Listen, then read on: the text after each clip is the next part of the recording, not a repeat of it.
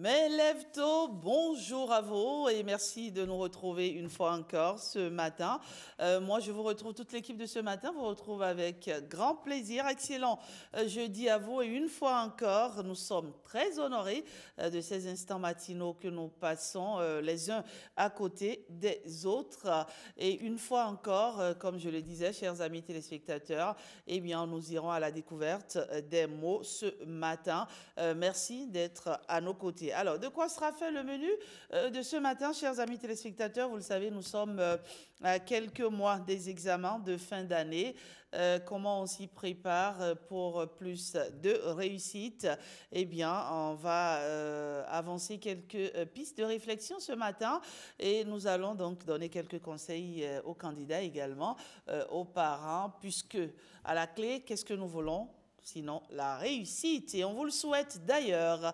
Au menu ce matin également, nous allons débattre d'un sujet assez intéressant, vous le savez, un nouveau décret présidentiel au Bénin signé par le président de la République. Le chef de l'État vient redéfinir les règles de progression administrative pour les fonctionnaires impliqués dans la vie politique. Ce texte, il faut le dire, clarifie les conditions d'avancement automatique de grade et d'échelon pour les agents publics appelés à exercer des fonctions politiques au Bénin. Que comprendre par ce test? On en débat ce matin. Retrouvez-nous autour de 8 h. Mais avant cela, il y a bien entendu l'heure du français avec Jean Fondé qui déjà est dans ce studio. On va découvrir de nouveaux mots, de nouvelles expressions, des pensées du jour également. Restez avec nous. Mais avant tout cela, bonjour Christelle et Diacho. Bonjour Achida Biomaman, bonjour à toutes et à tous. Le bulletin d'information, c'est avec vous.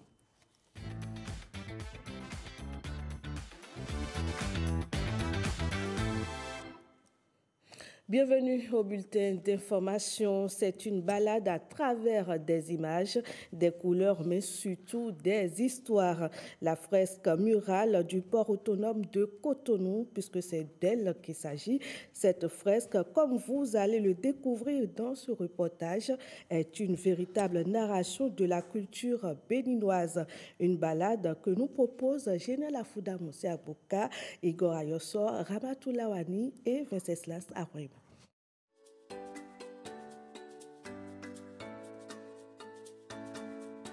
Longez le boulevard de la Marina et vous la verrez. Elle ne passe pas inaperçue.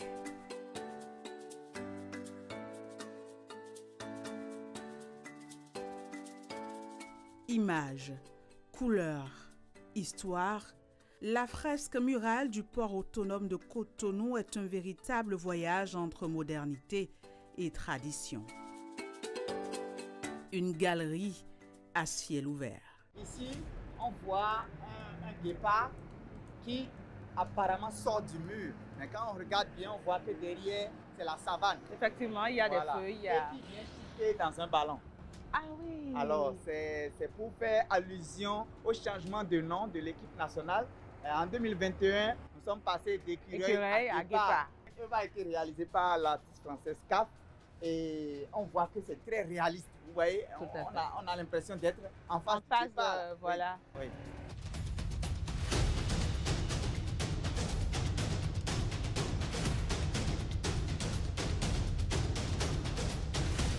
Maintenant, on parle de toute autre chose. Je vois des podji guégué. En tout cas, c'est ce qu'on dit localement chez nous. Exactement, Madame Afouda, vous avez reconnu nos podji guégué qui nous égayent souvent. Souvent, dans le mois de décembre, les jeunes et les enfants font le kaleta et le podji guégué. Et il faut savoir que ces masques nous viennent du Brésil. C'est des masques qui nous viennent du Brésil. Voilà, l'origine, c'est le Brésil. Et ça a été largement répandu ici. Et en décembre, les jeunes, ils font le kaleta. Ça leur permet de collecter quelques fonds pour faire les fêtes. Voilà. Quand ils dansent, on leur donne des piécettes et puis ils peuvent, comme ça, ils peuvent fêter. Le podji guégué, c'est comme le kaleta, sauf qu'ils sont sur des échasses en bambou. Voilà. Et ils dansent, ils font des figures sur les échasses en bambou. Avec ces images, c'est le street art qui s'invite sur les murs de la capitale économique. Du nord au sud, de l'est à l'ouest, c'est une invite à la découverte de différents peuples de nos contrées et de leur culture. Quand on regarde bien la fresque, on se rend compte que c'est des personnes qui dansent. Mais quand on jette le premier coup d'œil, on ne voit pas tout de suite que c'est des personnes. Parce qu'on ne voit pas les têtes. Vous voyez, on ne voit pas les têtes. J'ai cherché là. Voilà, on ne voit pas les têtes. C'est une œuvre de Gillot, l'artiste a signé Gillot. Et cette œuvre montre des adeptes en train de danser. Donc c'est les adeptes de la divinité Sapata. Ça, c'est un paysage qui peint l'entrée de la ville de Tanguieta. La ville de Tanguieta qui est la dernière ville avant l'entrée dans le parc de la Pendjari. Voilà. Et c'est situé dans le nord-ouest du Bénin. Voilà. C'est une zone montagneuse. Donc on a la chaîne de montagnes de la Takora qui est là. Et donc pour faire la route là, il a fallu donc fendre cette montagne-là en deux pour que la route passe au milieu. Et c'est un spectacle qui est vraiment très beau à observer hein, à l'entrée de la ville de Tanguieta. On voit que l'artiste a ajouté quelques timbres hein, à son œuvre pour hein, rappeler hein, les timbres d'avant.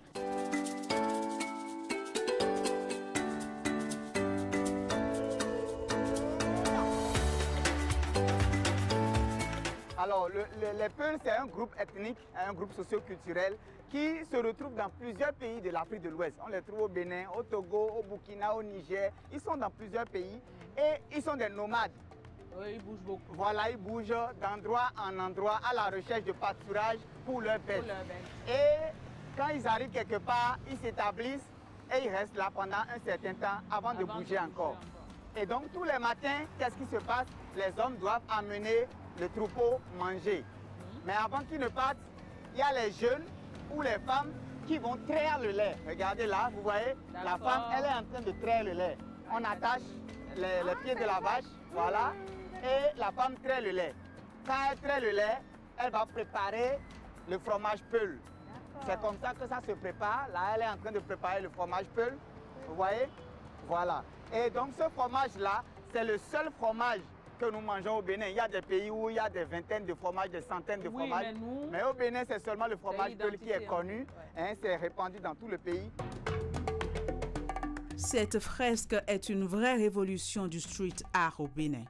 Étendue sur 4 km, elle est en passe de devenir la plus longue fresque murale linéaire en Afrique.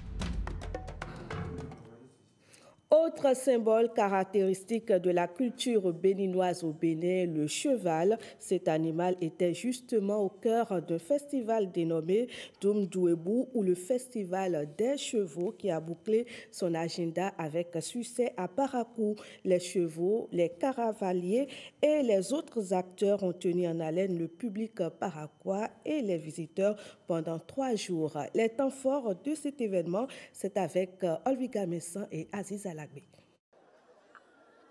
L'association Bénin Massobou gagne encore un autre pari. Après 3 jours d'activité, le festival Doumdouébou, dédié aux chevaux, connaît son épilogue en apothéose. La course hippique enregistre une forte adhésion de jeunes cavaliers, gage de pérennisation de la filière. Le deuxième, c'est le numéro 39. Et enfin, le premier qui a réédité l'espoir de décembre passé, c'est le numéro 4.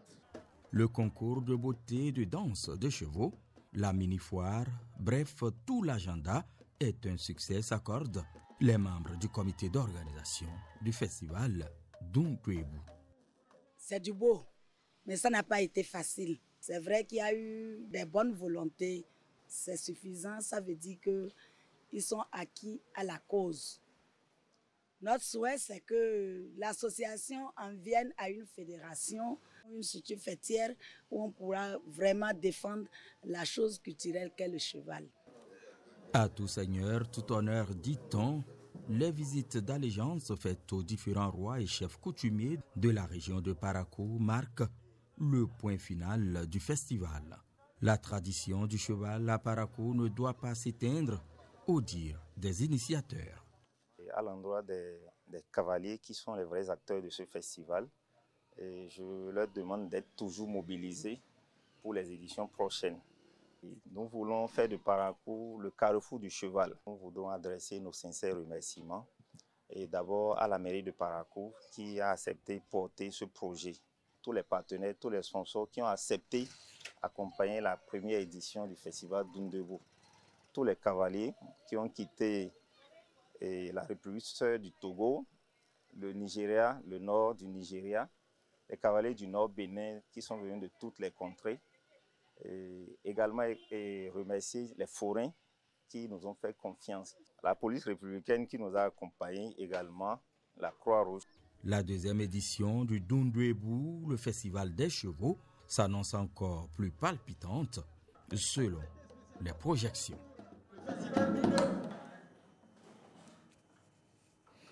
Et ce 8 mai, c'est la journée mondiale de la Croix-Rouge. Pour cette édition 2025, le thème retenu est « Aux côtés de l'humanité », un thème qui vise à motiver l'engagement des volontaires de la Croix-Rouge sur le terrain.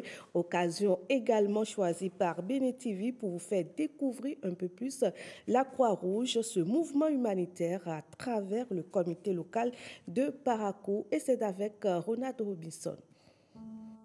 Mouvement initié en hommage à Henri Dunant, 3 ans à la suite des initiatives humanitaires prises par ce financier suisse en 1859 en faveur des blessés de guerre de Solferino en Italie. Aujourd'hui, la Croix-Rouge est présente dans 192 pays à travers le monde. Parfois, vous allez voir, le croissant rouge, c'est le même mouvement. Pour ne pas dire ça là, c'est pour les musulmans, ça là, c'est pour les chrétiens. Ils ont créé ce qu'on a appelé en 2005 tout récemment le cristal rouge. Chaque pays est libre, sa société nationale est libre de choisir soit la Croix-Rouge, soit le Croissant Rouge, soit le Cristal Rouge. Pour le Bénin, nous adoptons la Croix-Rouge sur fond blanc. Ces hommes de cœur sont présents dans chaque commune du Bénin qui compte 79 comités locaux. À Parakou, on dénombre plus de 400 volontaires. L'objectif est que d'ici l'année 2026, qu'on ait au moins par ménage un secouriste. Nous sommes là surtout pour les premiers secours. Tout à l'heure, quand quelqu'un tombe, qu'est-ce qu'il faut faire? Parce que c'est important. Nous formons des gens dans les entreprises. Nous sommes là aussi pour appuyer des gens, des personnes du 3e âge. Nous rendons visite aux personnes. Nous rendons visite aussi aux gens qui sont incarcérés. Si on a un match, c'est exigé de la fédération. Il nous faut la Croix-Rouge, soit la sapeur-pompier pour les matchs. Et si un joueur se blesse gravement maintenant, ils n'ont pas les moyens pour l'évacuer. Ça n'empêche pas. Chaque fois, nous, on les appelle à chaque match. Tout se passe très bien. Avec abnégation et dévouement, les disciples d'Henri Dunant sont engagés à secourir et à demeurer aux côtés de l'humanité.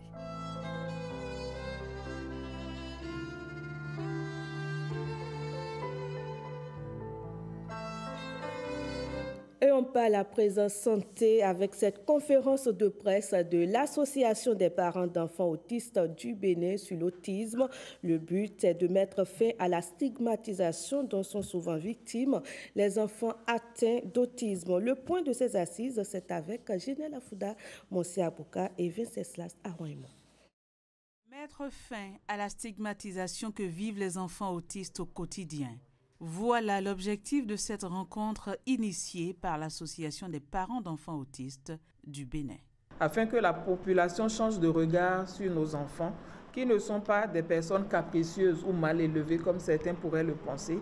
Ils ne sont pas des personnes possédées par des esprits maléfiques, ni des taureaux à renvoyer dans le monde invisible, encore moins des demeurés ou bons à rien à bannir de la société. Il est temps de voir au-delà des symptômes, de découvrir les potentiels, les talents et la richesse que ces enfants peuvent apporter à notre monde. Aujourd'hui encore, trop de familles vivent dans le silence, dans la honte, parfois ou l'isolement. Trop d'enfants sont laissés de côté parce qu'ils ne rentrent pas dans les cases. L'Association des parents d'enfants autistes du Bénin est créée depuis 2020. Elle regroupe des familles engagées pour défendre les droits des enfants autistes au Bénin et faciliter leur épanouissement. Et dans un autre registre à présent, l'École normale supérieure de Porto-Novo rend hommage au professeur Jean-Claude Oumenou. C'est à la faveur d'un colloque scientifique international qui se tient dans la ville Haut-Trianon. La cérémonie d'ouverture reste marquée par la présence de plusieurs personnalités du monde scientifique et politique. Reportage. Des hommages anthumes et non posthumes de l'École normale supérieure de Porto-Novo à l'un de ses emblématiques enseignants, le professeur Jean-Claude Roumenou. J'accueille donc cet hommage qui m'est rendu aujourd'hui avec fierté, mais aussi humilité et reconnaissance. La reconnaissance, c'est d'abord l'École normale supérieure qui lui témoigne cette marque pour la qualité de ses enseignements et de ses nombreux travaux de recherche en pédagogie et en didactique. Un champ de connaissances pour lequel il a créé en 2017 le laboratoire de pédagogie et de didactique des humanités dans cette école des élèves professeurs. De 2017 à 2021 notamment, il a mené au sein du dit laboratoire une recherche sur les méthodes pédagogiques qui va lui permettre d'inventer une nouvelle méthodologie d'enseignement universitaire, à savoir la méthode d'enseignement des connaissances selon Roumenou, en abrégé MESH, encore appelée pédagogie par l'apprentissage guidé. Son œuvre pédagogique, ses recherches et surtout son engagement au sein de l'École normale supérieure ont toujours visé un objectif clair. Former non seulement des enseignants compétents, mais des éducateurs porteurs de valeurs, des passeurs d'humanité. Pour un leadership humaniste, célébrer Jean-Claude Roumenou de son vivant, c'est aussi rendre hommage à un universitaire altruiste, un intellectuel rigoureux qui a mis ses compétences au service de deux ministères. Ancien directeur du cabinet du ministre de la Culture, il a assumé la même fonction au ministère de la Communication. Ce colloque qui lui rend hommage, non seulement pour son apport scientifique remarquable, mais aussi pour les valeurs d'humanisme, d'excellence et d'innovation qu'il a incarnées tout au long de sa carrière. Je pense que c'est une habitude qu'il faudra désormais avoir. Donc soyez fiers d'être honorés pour porter toujours très haut les flambeaux de cette université qui continue de briller, qu'il a su transmettre à ses successeurs qui le portent également avec dignité et fierté. Des valeurs unanimement reconnues. C'est un homme, trois destins. C'est vrai qu'il a eu le destin universitaire, le destin de la gouvernance, puisqu'il a quand même géré des affaires de l'État au niveau des ministères. Ensuite, il a une troisième dimension, c'est la dimension religieuse. Aujourd'hui, la génération montante que nous formons peut se frotter les mains, et lui-même d'ailleurs peut se frotter les mains, d'avoir formé plusieurs générations. Roumenou Jean-Claude, un homme humaniste, hors pair, un homme compréhensif, mais également un homme de partage et de cœur. Plusieurs communications sont au menu de ce colloque international en hommage au professeur Jean-Claude Roumenou, qui est également vice-président de l'Église protestante méthodiste du Bénin. Cette grand-messe scientifique dure 3 jours.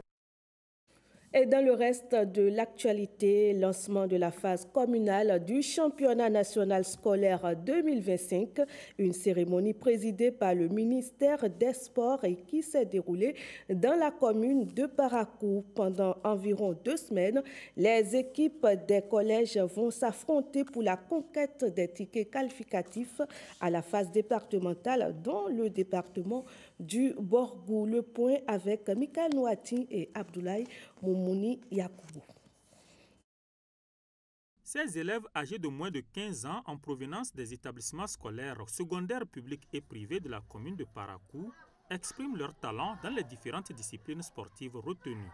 Au lancement des rencontres, autorités et officiels veillent sur le respect de la catégorie d'âge exigée et au fair play. Le message à l'entame, c'est de dire aux différents enfants que nous sommes ici à la phase communale. Et cette phase communale doit se déboucher avec une sélection qui ira à la phase départementale. Nous exhortons chaque équipe à suivre ce que les officiels vont dire. Et c'est un championnat ouvert aux U15, moins de 15 ans. Il y a déjà des registres et nous sommes en train de faire le contrôle. Tout enfant qui a fraudé, l'équipe perd automatiquement le match. Je voudrais remercier le président Patrice Talon et tout son gouvernement pour nous avoir donné l'occasion de vivre ce que nous vivons ici aujourd'hui. Et ça permet à nos jeunes élèves de se mesurer. Nous sommes partis pour vivre une très belle saison. Et je voudrais dire à l'attention de nos élèves qui sont en compétition, le secteur qu'ils ont choisi, c'est un secteur porteur. D'ici là, vous allez viser les grandes compétitions. Il suffit seulement de respecter les règles du jeu, le fair play surtout. Ces élèves des collèges de Parakou vont rivaliser de talent en football, handball, basketball, volleyball et en athlétisme jusqu'au 18 mai prochain. Les meilleures équipes représenteront la commune de Parakou à la phase départementale du Borgou. Vous l'aurez remarqué, depuis le début de la semaine, nous vous proposons désormais un calendrier journalier d'animation des marchés. Quels sont les marchés du Bénin qui s'animent ce jeudi 8 mai 2025? Regardez plutôt.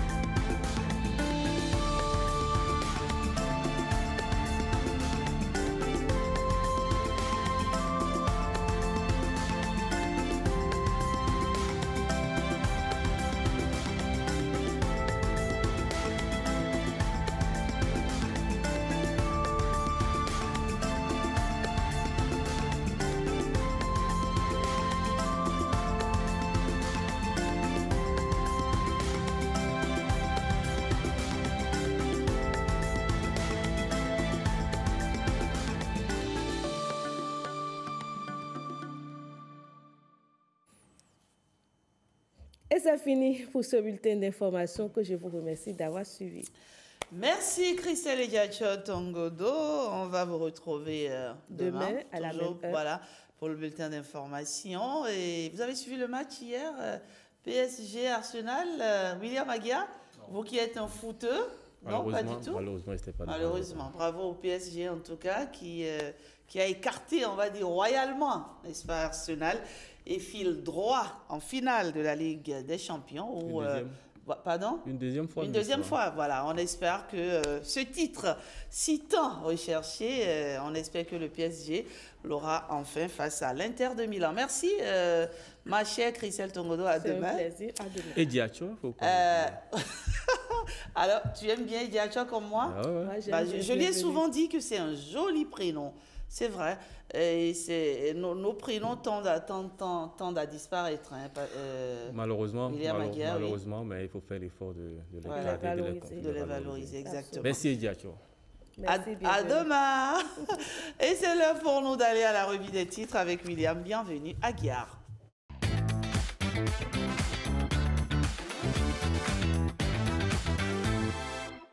Mon cher William. Bonjour Rachid, bonjour amis téléspectateurs. Une revue des titres qu'on démarre tout de suite avec le quotidien Fraternité, Vision et Ambition pour le Bénin. Richard Boniwourou assume une nouvelle voie politique poussée d'empêcher les nouveau-nés.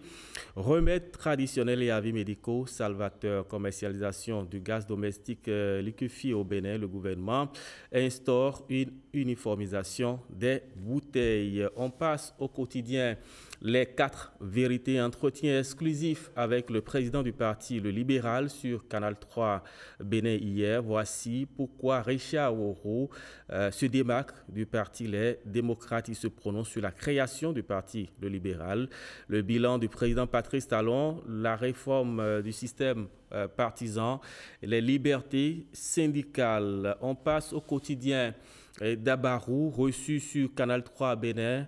Richard Boniwourou s'en prend à Boniaï et relève les faiblesses de Talon.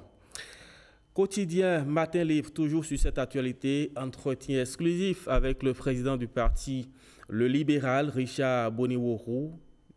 Il cite le journal qui cite donc les propos du président du parti Le Libéral. Nous serons à toutes les élections désormais gérées par l'État vers une baisse des coûts du gaz domestique. C'est une interrogation à la une du quotidien Matin Libre. Gassiani Info, stabilité politique au Bénin, un contraste dans la sous-région. Conseil des ministres, réforme du gaz domestique vers un marché plus accessible. Le quotidien Le Meilleur à présent, réforme énergétique au Bénin. Le gouvernement uniformise la distribution du gaz domestique pour en faciliter l'accès à tous. Atelier parlementaire sur la communication digitale. Le président Louis Vlavonou lance officiellement les travaux à Grand Popo. L'autre quotidien, Fari 2025 à Cotonou, la jeunesse africaine au cœur de l'innovation pour un avenir durable. Bénin, distribution du gaz domestique. Le gouvernement annonce la standardisation pour garantir la disponibilité. Le routier Édouard Loko en visite à E-Télé et DEN-TV, la HAC désormais plus proche des médias, animation de la vie politique au Bénin. Paul Roumpé et la jeunesse FCBE à Grand Popo ce week-end. Voilà, ce sera tout pour la revue des titres ce matin. Merci William, bienvenue à Guillard. On va vous retrouver en toute fin d'émission, n'est-ce pas, pour une revue plus complète. À tout de suite. Donc, juste le temps pour moi de rappeler la question de ce jour, chers amis téléspectateurs. Je vous l'annonçais à l'entame de cette émission. Ce matin, on débat de ce décret présidentiel qui redéfinit les règles de progression administrative pour les fonctionnaires impliqués dans la vie politique.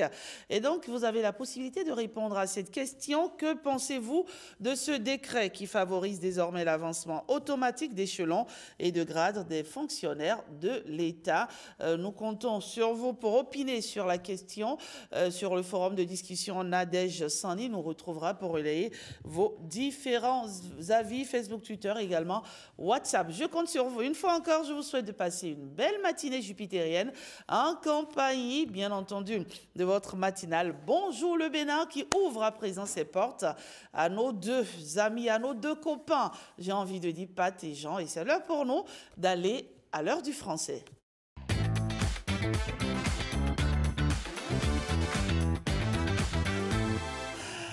Eh oui, j'aime bien les voir ainsi le matin quand on les annonce. Ils viennent sur le plateau en petite foulée, ça fait du bien. Allez, bonjour Jean.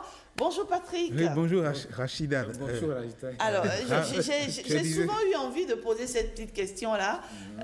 C'est quoi ce rituel matinal des petites foulées que vous faites là? C'est quoi en fait, Patrick Yossou? Oui, ça donne du tonus. Ça donne du tonus, oui. D'accord. Justement, en voyant Rachida avec une couleur aussi éclatante, on ne peut qu'être éclatant soi-même, se précipiter pour avoir cet éclat-là et remplir cet éclat de son corps pour pouvoir sourire à la nature.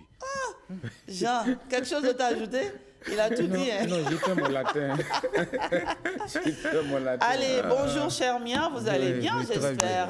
Ça va? Grâce à Dieu, ça va. Ah mais Patrick, je le sens, hein, je le sens ce matin. On dirait qu'il nous est revenu en pleine forme. Oui, en pleine forme, oui. C'est quoi le petit secret? Qu'est-ce qu'il y a eu entre-temps? Non, entre-temps, c'est que madame m'a dit, tu as l'air de vieillir parce que tu ne souris plus. Donc, quand elle me l'a dit, j'ai dit, j'ai l'air de vieillir, je ne souris plus. Donc, il faut renverser, la tendance. Ressourire. Oui. Donc, pour rajeunir. Et ça vous va bien? Ah, merci. Ah oui, ça vous va bien. Merci Patrick Yossou. J'aime bien te voir aussi rayonnant, aussi Flamboyant. Flamboyant, merci. Jean Fandé. Alors, de nouveaux mots à découvrir ce matin, de nouvelles expressions. Oui, tu as parlé de nouveau, justement, on va parler de nouveau. Oui, nouveau et neuf. La différence entre nouveau et neuf, ce sont de nouveaux mots. Monsieur Fandé, ce n'est pas de nouveaux mots, mais ce sont des mots qu'on va renouveler. Alors, c'est ce qu'il y a de neuf ou c'est ce qu'il y a de nouveau? Bon. Quoi de neuf? Quoi de nouveau? Quoi de neuf? Tout va bien sur la planète de l'heure du français, ça va. Oui, tout va bien. Bien. Donc voilà, c'est toujours pour briser la glace. Alors, lorsqu'on parle de neuf, de nouveau, pour un enfant qui va au CEP, il faut le préciser, c'est des synonymes. Ce sont des synonymes. Quand on dit neuf, nouveau, pour ce niveau-là, ce sont des synonymes, il faut l'avouer. Mais lorsqu'on est en train d'évoluer dans la langue, on devient adulte, il faut dire le mot juste pour désigner les réalités singulières. D'accord. Oui.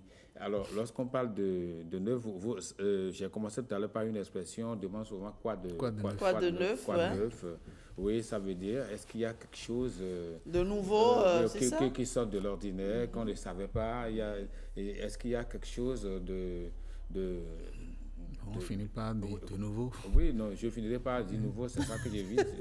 Est-ce qu'il y a quelque chose d'inattendu, d'inhabituel? Est-ce qu'il y a une surprise Est-ce qu'il y a une surprise? Donc voilà. Mais il faut commencer par préciser à ce niveau que quoi de neuf relève du langage familier, alors que lorsqu'on veut être plus soigné, il faut dire quoi de nouveau. D'accord. Quoi de nouveau? Donc voilà ce qu'il faut commencer par préciser. Alors lorsqu'on dit neuf, Patrick, donc le féminin, c'est neuve. Oui, N-E-U-V-E. Voilà. Oui. Lorsqu'on dit nouveau, féminin, il y a un masculin. Masculin nouvelle, oui. Nouvelle, un L. Avec un L. D'accord. Qui s'emploie devant les voyelles ou devant les H muets. Donc, un nouvel homme. Oui, quand on dit un nouvel homme, donc c'est L. Un nouvel engagement. Voilà, un nouvel engagement. Très bien, oui. Donc voilà, c'est ce qui convient de retenir. Et le féminin, c'est deux L. Deux L. D'accord. Alors, lorsqu'on dit que c'est neuf, ça veut dire que ça vient d'être produit, ça vient d'être fabriqué. Et donc, ça n'a pas encore connu d'usage en tant que tel. Je relativise un peu parce que lorsqu'on dit, tu l'as vu ou bien quand il était dans sa voiture neuve.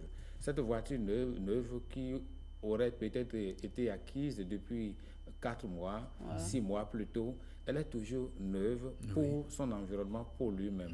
Donc, c'est sa voiture neuve. D'accord. Est-ce que vous comprenez? Oui. Alors, cette voiture n'a jamais été utilisée. Oui, elle n'a pas été utilisée ou bien elle n'est pas encore assez utilisée. Pas assez utilisé. Oui. Ça, c'est le sens de neuf. C'est le sens de neuf. D'accord. Il a donc dans une voiture neuve.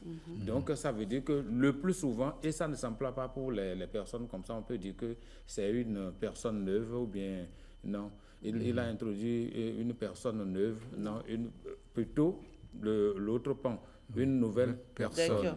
Donc, une nouvelle ambition. Alors, lorsqu'on dit donc nouvelle ou nouveau, ça veut dire que c'est ça qui se présente sans être neuf, c'est que ce n'était pas connu avant. C'était pas connu avant. C'était pas dans notre connaissance, dans notre comment dirais-je, dans notre perception.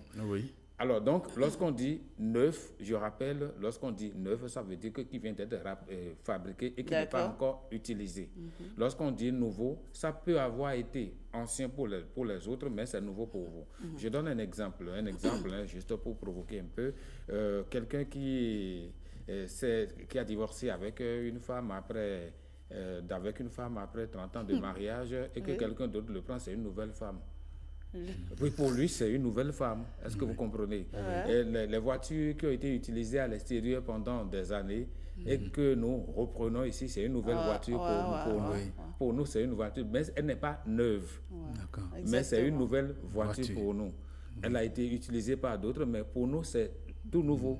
Lorsqu'on découvre la chose pour la première fois, qu'elle soit neuve, qu'elle a été utilisée ou pas, Donc pour nous, c'est une nouvelle chose. Alors, pour un petit récap, parce qu'il y a tellement de mots pour expliquer ces deux mots. Alors, du coup, on va dire quoi? Les deux mots veulent dire nouveau. Nouveau. Mais il y a une petite nuance. La nuance, c'est que on utilise le mot neuf pour désigner une chose qui n'a jamais été utilisée. D'accord? Ou qui a été très peu utilisée. Très peu utilisée, très bien. Et le mot nouveau s'adresse... C'est que jusque-là inconnu. Voilà. D'accord. Oui, c'est qu'il y a une chose ou une personne. Oui, une chose. Et là, ça s'emploie pour les deux. D'accord. Oui, on parle de nouvelle année scolaire. On dira par exemple mon nouvel amour. Oui, pourquoi pas, mon nouvel amour. C'est ça, non? Oui, mon nouvel amour. Oui, mais pas mon amour neuf. Mon nouveau bébé. Oui, mon nouveau bébé. Voilà. Oui, mais il y a certaines personnes qui parlent de personnes neuves. C'est-à-dire, lorsque vous devenez rayonnant, éclatant, et tout d'un coup, on a l'impression que vous venez de sortir de l'usine, de la nouvelle usine de Dieu. Donc, il paraît tout fringant, tout charmant. Donc, vraiment, tu parais être une nouvelle personne, une personne neuve. Mais ça ne sonne pas bien. Quand on dit une personne neuve, ça fait bizarre. Ça fait bizarre, mais c'est amélioratif. C'est pour dire que la personne donne l'impression d'être passée dans une espèce de... Elle a changé, peut-être du tout au tout. De tout au tout, et puis on a l'impression que c'est une nouvelle fabrication, quoi. Mais c'est vrai. Il m'est arrivé récemment de rencontrer une connaissance à moi. Je l'ai complètement méconnue. C'est une dame qui pesait, on va dire, dans les 110 kilos, mais qui, franchement, je ne sais pas comment elle a fait. Il y a une métamorphose. Il y a une métamorphose totale, de 110 pratiquement à 70 kilos. Donc, on peut dire de cette personne qu'elle est neuve, parce que du coup, elle est devenue plus fraîche, plus belle. Elle a rajeuni, tout simplement. Il me semble que j'ai fait ce compliment tout à l'heure à Rebecca quand je l'ai vue à la rédaction, mais j'ai dit, mais vous êtes toute neuve. Bébé boum. Ma Rebecca quelqu'un on dit, allez, big love. Voilà. Et donc, oui. Donc, c'est pour dire que lorsqu'on dit quoi de nouveau, c'est mieux que de dire quoi de neuf, lorsqu'on veut soigner un peu le langage. Et donc, la notion de nouveauté est une notion relative. Ce qui est nouveau pour toi peut avoir été déjà connu pendant longtemps pour moi. Et c'est justement pourquoi La Fontaine dit dans Le rat et l'huître que ceux qui n'ont du monde aucune expérience sont au moindre objet frappés d'étonnement. Ça veut dire que celui qui n'a jamais rien vu, dès qu'il commence par voir ce qui est déjà ancien pour les autres, pour lui c'est une nouvelle chose. Donc dans une certaine mesure, c'est une question d'expérience aussi. Comme dirait quelqu'un, c'est la prostituée de quelqu'un qui devient la nouvelle femme. Très bien, ça c'est une belle illustration. On s'en fout, l'amour quand ça nous prend, c'est nouveau, c'est beau, on s'enflamme et puis le reste, voilà. Quand quelqu'un laisse, quelqu'un prend. Et celui qui prend, c'est nouveau pour... Exactement. On évolue dans la rubrique. La mécanique du langage, la mécanique du langage, cette fois-ci, nous allons parler de la prise de parole, je vais y arriver, la prise de parole en public, comment communiquer avec un extraverti. On avait parlé la semaine dernière de comment on communique avec les personnes introverties. Aujourd'hui, on va s'intéresser aux personnes extraverties. Comme nous autres là, parce que on a fait un petit check-in la dernière fois, un petit scanner la dernière fois, et on s'est rendu compte que Patrick n'est pas un introverti, encore moins Jean Fondé. Je suis introverti. Non, pas ça. D'accord. Rebecca, est-ce qu'elle est introvertie ou extravertie, Patrick? Extravertie. Très extravertie d'ailleurs. Voilà. Extraverti. Le scanner continue. Le scandale continue. Le scandale continue. Et donc, comment on communique avec les personnes extraverties, mon cher Jean? Je commence par une anecdote qui a eu lieu quand on était sur les bancs de l'université. Il y avait Madame Daouda Moudibat qui avait exposé avec certains camarades d'amphi et ils étaient 4. Mais pendant les 45 minutes de présentation, les autres n'ont réussi qu'à placer un seul mot ou bien juste une expression. Mais elle a... elle a tout déballé. Il y a un qui avait dit, il y a dans nos gens aussi. Oui, donc c'est tout ce qu'il a dit. Alors, ça veut dire quoi? Lorsque vous êtes en partenariat avec un extraverti, il faut bien définir vos rôles, savoir ce que vous avez à dire, quand il faut le dire, sinon vous allez devenir spectateur. Ils ont tendance à occuper toutes les vous allez devenir spectateur. Ils occupent l'espace. Ils occupent l'espace. Il ne pas une miette pour les autres. Il ne pas une miette pour les autres. Alors, dans un groupe, quel que soit le domaine, il y a toujours des extravertis. Et quand vous abordez un sujet, si vous ne faites pas attention, et ce qui est bizarre, c'est qu'ils apportent des idées, soit qui vous séduisent, ou qui vous dérangent dans votre logique, ou qui vous font faire rétropédalage. Alors, il faut rester zen, il faut rester serein, et il faut garder le plan concept établi en tête. Sinon, vous devenez comme un cheval et ce sont ces personnes-là qui tiennent les rênes. Quand on vous freine, c'est que vous vous arrêtez. Quand on tire sur les rênes, c'est que vous vous arrêtez. Alors, c'est pour dire quoi? Dès que vous avez quelque chose à présenter, par exemple, définissez le plan de ce que vous voulez faire. Dites, par exemple, j'interviendrai en 3 points. Là, l'extraverti qui a envie de parler sait que vous avez 3 points à développer. Là, ça lui impose une certaine patience d'attendre. Et dès qu'il veut prendre la parole, vous lui dites, oui, je vous reviens, j'aurai terminé quand j'aurai épuisé mes 3 points annoncés. Là, elle est obligée de s'autodiscipliner. Il faut définir les rôles au préalable. Il faut définir les rôles au préalable. L'autre chose, c'est qu'il faut bien préparer ce qu'on a à dire. Sinon, vous allez rester là, comme spectateur, et la personne va tout présenter devant vous. Sur un plateau de télévision pendant un débat, lorsque vous avez affaire à un extraverti, ne devenez pas tout le débat. Oui, il faut faire attention pour ne pas devenir admiratif. Non, restez accroché aux idées que vous voulez développer, mais en prenant note de tout ce qu'il est en train de dire, pour pouvoir éventuellement lui dire, oui, vous avez dit ceci, moi j'aurais préféré cela. Sinon, vous devenez spectateur, c'est à la fin de l'émission que vous vous rendez compte que vous n'avez rien fait.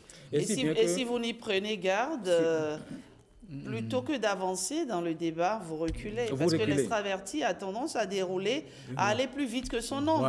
Donc du coup, c'est difficile. Hein? Non, c'est très difficile. C'est pas aisé. Et dans le débat politique, ce n'est pas aisé même pour la personne qui dirige le débat. Oui, c'est pas aisé même pour la personne qui dirige le débat parce qu'on vous caporalise. Dans un débat politique, lorsque vous envoyez quelqu'un représenter votre parti, et vous savez que vous allez voir que certaines personnes, quand vous les invitez, ils disent c'est avec qui. Il y a certains qui déclinent l'offre quand il s'agit de c'est avec qui on dit que c'est telle personne dit je ne viendrai pas. Alors ça veut dire que un parti politique, un groupe, une entreprise qui veut envoyer quelqu'un représenter, il faut bien que la personne se prépare pour être digne de cette représentation, de cette confiance qu'on lui a faite, quel que soit le type de personne qu'on va rencontrer. Parce que l'extraverti, c'est qui? C'est celui-là qui parle d'abord avant de réfléchir, c'est celui-là qui guette vos propos et qui estirpe les maladresses de ce que vous avez dit pour vous assommer avec. Alors, il faut rester lucide. Lorsqu'il s'agit d'un groupe de travail et c'est vous qui dirigez le travail, vous constatez qu'il y a des extravertis, il faut leur confier des responsabilités. Quand ils vont trouver que ce rôle-là est difficile dans une certaine mesure, c'est-à-dire des questions complexes, ils vont commencer par perdre des pédales, dire vraiment, je ne sais plus, vous reprenez maintenant en tant que maître de la situation, et là, vous mettez un peu du plomb dans leurs ailes. Donc, il faut être très stratégique et très éveillé lorsque vous parlez avec une liste. En situation familiale, de ménage, des fois, vous avez une femme extravertie, elle pose un problème, stratégiquement, rebalancer lui la situation pour dire mais et toi tu en penses quoi? Et elle va développer, l'autre va développer ses idées et c'est sur cette base-là que vous allez trouver peut-être de fissures pour dire est-ce que ça n'aurait pas été mieux de faire ça? Ou alors la personne pose un problème, vous faites semblant d'avoir oublié, vous vous occupez d'autres choses, mais en y réfléchissant et en appelant même discrètement d'autres personnes pour vous dire, mais par rapport à telle situation, comment il faut faire? Et vous donnez l'impression d'avoir... Et l'extraverti va revenir là-dessus, mais je t'avais posé un problème, qu'est-ce que tu en penses? Et tu dis, oh, j'ai oublié. Bon, et toi, tu en penses quoi? Tu lui rebalances ça et quand elle va devoir, tu dis, ah oui, c'est vrai, tu as raison par rapport à ça, mais est-ce que ça n'aurait pas été mieux? On n'impose pas, vous faites semblant d'être dans la dynamique de la négociation et là, vous amenez la personne. On n'impose pas à l'extraverti. On n'impose pas à l'extraverti. Il faut lui donner l'impression que vous allez dans le même sens que lui. C'est sur le chemin que vous allez le dépasser. D'accord. Ils sont tellement volubiles, hein, les extravertis, très loquaces, on va dire. Je vais apprendre mais c'est des personnes... ah oui, Monsieur, je vais apprendre la lettre. Il vient de donner des exemples. Et quand on était un peu plus jeune, il y a certaines situations où, quand nous avons une conférence au Centre culturel français, CCF, maintenant Institut français, et que d'autres personnes doivent venir nous rejoindre quand on dit c'est Jean Fandé et vous serez avec lui, les gens déclinent. Patrick Diosso, les gens déclinent. Non. Il vaut mieux. Est-ce qu'on ne peut pas les mettre plutôt ensemble les deux, Non, mais écoutez, quoi qu'on dise, hein, moi je préfère avoir affaire à une personne extravertie qu'à une personne introvertie. Oui. Parce que l'extraverti, il a le mérite d'exprimer ses sentiments, d'exprimer ses ressentis. On aime ou on n'aime pas. C'est des personnes, voilà, elles sont très ouvertes, elles sont très souvent vraies. C'est pas... Enfin, on ne peut pas généraliser, mais elles sont très souvent vraies. Et voilà, moi je préfère ça. Je préfère ça. Introverti, les personnes introverties... On ne connaît pas ce qu'elles ont derrière... Ce qu'elles ressentent, c'est comme un mur qu'il faut briser. Voilà. Mais bon, on est ce qu'on est. Hein? Oui, mais sur le plan relationnel, lorsque vous parvenez à mettre une personne introvertie dans votre domaine de définition, en essayant de lui montrer que vous savez dévancer les choses pour comprendre ses intentions, ses ambitions, eh bien, vous devenez sa personne de prédilection, sa personne préférée. Parce que vous faites de l'empathie. Donc, avec ces genres de personnes, il faut briller dans l'empathie, se mettre à leur place, vite deviner, et là, vous devenez leur centre d'attraction. Et quand vous avez le malheur de mettre deux personnes extraverties et narcissique ensemble, bah écoutez, c'est le comble. Hein. Vous avez l'impression d'être sur un ring. Il y a comme un rapport de force qui s'installe. Ça me rappelle ce débat, je dirais pas de quel débat il s'agit, ce débat qui a réuni deux journalistes vraiment très talentueux, mais dont l'un était, on va dire, extraverti et narcissique, et du coup sur le plateau c'était pas agréable à voir. C'était pas agréable à voir. Il avait tendance à écraser l'autre, et donc du coup quand c'est comme ça, le débat il n'est pas agréable. Il n'est pas agréable. Donc en toutes circonstances, essayons du mieux que nous pouvons, n'est-ce pas, de donner de la place aux autres. Surtout quand on est plusieurs personnes extraverties à travailler ensemble, chacun doit avoir son rôle à jouer, et voilà, et c'est ainsi que ça se passe bien. Merci à vous, chers extravertis. Même s'il y en a un qui revendique, qui dit qu'il n'est pas extraverti, alors qu'il est extraverti puissance 1000. Allez, Jean Fandé, on évolue très rapidement. Oui, l'expression du jour. L'expression du jour. Lâcher la proie pour l'ombre. Lâcher la proie pour l'ombre. Oui. Une proie, c'est ce qu'on a obtenu plus ou moins difficilement à l'issue des efforts consentis. Donc, c'est la proie. Ça veut dire que effort, ça peut être effort physique ou intellectuel. Et l'ombre, c'est l'illusion. C'est ce qui n'est pas physique et qui peut disparaître d'un moment à un autre, qui n'est pas réel, qui n'est pas factuel. C'est ça. L'expression vient d'une fable de La Fontaine où un matin, comme on le dit bien, la Fontaine, un matin, c'est un grand chien, gros chien, de ce qu'on peut appeler ordinairement aujourd'hui berger allemand, et qui est donc allé attraper une proie qu'il a maintenue dans sa gueule. Et il passait aux abords d'un lac. Et il constate que dans le lac, il y a le reflet d'un autre chien qui avait une proie au niveau de sa gueule. Alors lui, il a estimé que ce qu'il voit comme reflet, il a pris ça pour la réalité. Donc c'est un autre chien qui a une proie plus grosse, plus grande, plus attrayante que ce que lui a dans sa gueule. Alors il lâche la proie qu'il avait entre ses gueules et plonge dans le lac pour aller récupérer la grosse proie là-bas. Mais c'est à peine s'il a réussi à ne pas se noyer. Et il a tout perdu. Alors, c'est pour dire quoi? C'est pour dire qu'il y a des situations où on a l'impression que ce que nous avons n'est pas à la hauteur de ce que nous souhaitons. Et on ambitionne d'aller à la quête d'une autre chose meilleure que celle que nous détenons. Et c'est de l'illusoire. Donc, il y a des gens qui laissent leur situation réelle pour courir après des illusions. Et on parlait tout à l'heure des extravertis. Il y a, par exemple, lorsqu'on dit « apprenez que tout flatteur vit au dépens de celui qui l'écoute ». Il y a des femmes qui sont en situation maritale correctement et qui, au boulot, écoutent des hommes mentis. Finalement, elles se disent que donc, elles ne sont rien. Il faut donc quitter cette situation pour aller vers l'autre. Et puis, on se rend compte que c'était de l'illusion. Et parfois, c'est trop tard. Et il y a cette émission que j'aime bien, et ça va se savoir.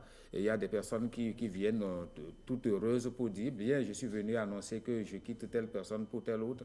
Et le nouveau conquis ou bien à conquérir, et vient dire, non, moi je me suis juste amusé avec toi une soirée, donc moi je m'amusais, hein. Et là, on a lâché la proie pour l'ombre. Donc, il faut éviter, quand il y a une situation dans laquelle on se trouve et on ambitionne de voir l'autre, il faut bien analyser. Il faut bien analyser la situation de départ et la situation probable d'arrivée pour opérer un choix juste, sinon c'est suicidaire. Il vaut mieux de toutes les façons conserver ce que l'on possède plutôt que de courir après ce que l'on n'a pas. Voilà. C'est important. Oui, ça c'est important. Très important. Voilà. Très important. Oui. Il faut être sûr et puis améliorer ce que l'on a déjà en soi, déjà devant soi, au lieu de courir vers ce que l'on n'a pas.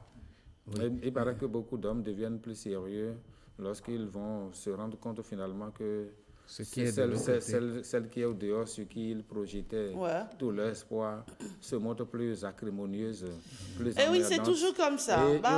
Ils reviennent plus sages, plus sérieux, plus présents à la maison parce qu'ils ont été complètement désenchantés. C'est ce qu'on dit souvent. Non, laisse-le, il reviendra tout seul. Il reviendra, il se rendra compte de la perle que tu étais. Et donc, du coup... Ce qui est sûr, nous, on ne se bat plus. Hein. On se bat plus. Et mi cacao, comme dirait l'autre, mi cacao, mi n'allait quoi. Donc, ce n'est plus de la vacation. Hein. Non, c'est permanent. Ah oui, ce n'est plus la vacation.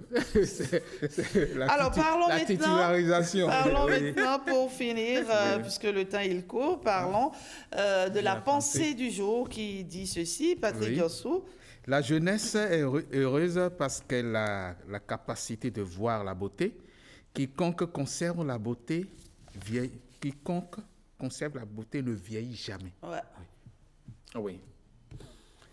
Et oui, la citation, la jeunesse est heureuse parce qu'elle a la capacité de voir la beauté. Oui. Et quiconque conserve la beauté ne vieillit jamais. Alors, la jeunesse, c'est cette période de la vie où on est très vite enchanté et très vite contenté par beaucoup de situations. Beaucoup de situations, qu'elles soient nouvelles ou neuves. Une chose est sûre, les jeunes s'attachent à des choses que les adultes jugent frivoles, jugent inopportunes, peu importantes. Et c'est ça qui leur donne cet espoir-là. On voit le beau en tout, en beaucoup de choses en tout cas.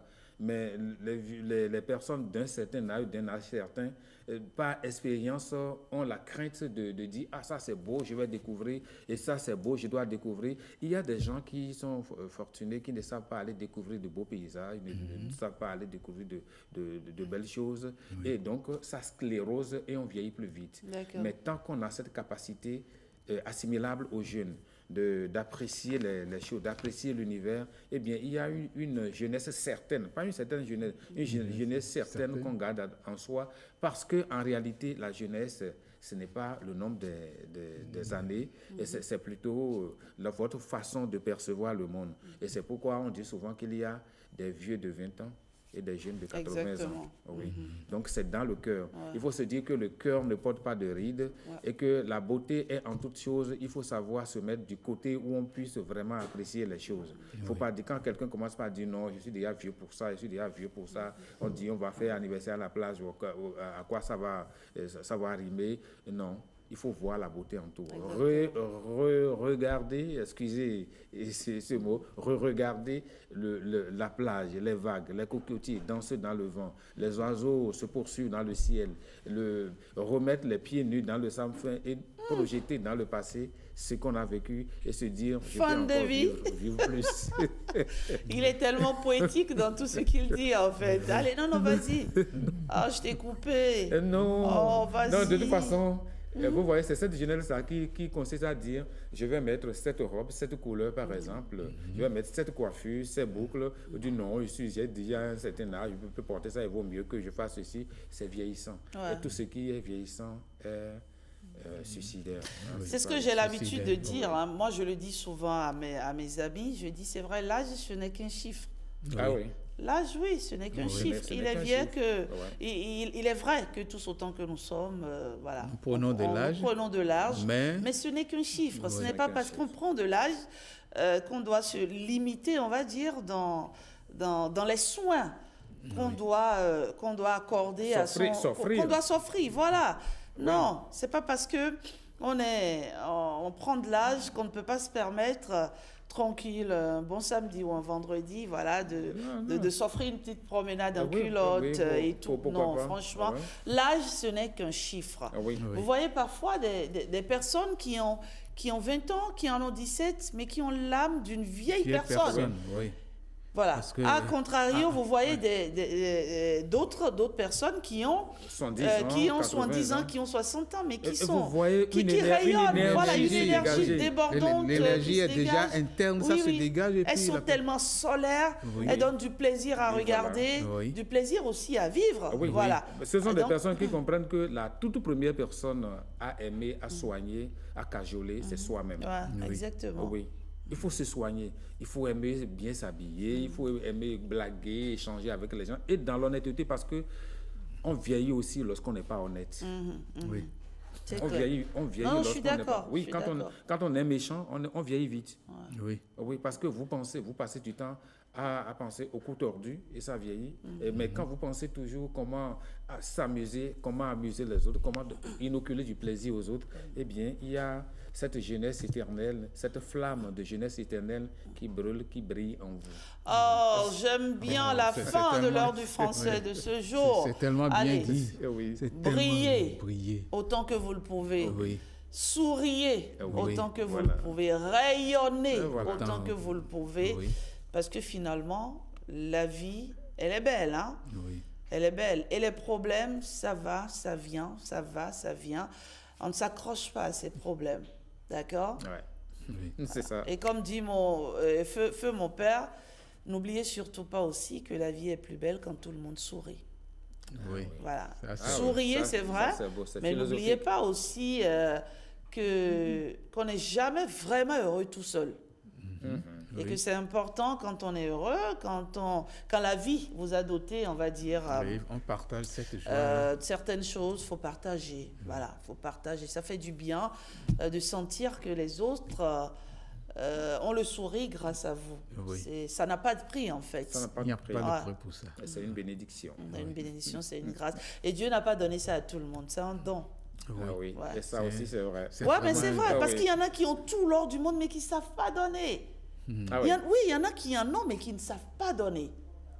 Donner, c'est un don. Partager, c'est un don. Et il faut rendre grâce à Dieu si, franchement, Dieu vous a doté de ce don-là. Et c'est pas parce qu'on dit qu'il faut donner aussi et oublier qu'on a... Il faut savoir donner. Merci, messieurs. Vous avez parlé de donner. Je voudrais saluer un monsieur qui nous suit tout le temps, monsieur Félix Essé. C'est un monsieur qui a fait un accident il y a une trentaine d'années, mais ça ne l'empêche pas de rayonner toujours, de parler, d'aider tout le monde. Il aide tous ceux qui sont autour de lui. Il ne considère pas que lui, il a fait un accident, qu'il est immobilisé.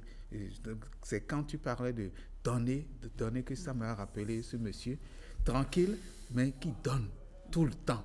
Il donne et je lui rends témoignage. Oui. Merci beaucoup, Merci Jean Fandé. Merci d'être passé sur ce... Enfin, merci d'avoir répondu à l'appel de tous les jeudis, je vais dire. Merci. Merci. J'aurais bien aimé vous garder sur le plateau, mais vous êtes appelé à d'autres tâches. Le devoir vous appelle. Oui. Et à jeudi prochain. À jeudi prochain. Patrick Yossou, vous restez avec moi en plateau? Oui, avec plaisir. Oui, on avec plaisir. Et on va recevoir sur ce plateau, on aurait dû avoir le SG Kodion Hala, le SG de Kosi Bena, qui n'a pu être là ce matin. Et donc, on reçoit ce matin Eric Fernand, c'est nous, il est enseignant. Un enseignant s'en va et il cède la place à un autre enseignant qui, lui, en plus, est secrétaire administratif de la FEZ Kosi. On va le recevoir et nous ferons ensemble le débat. C'est tout de suite.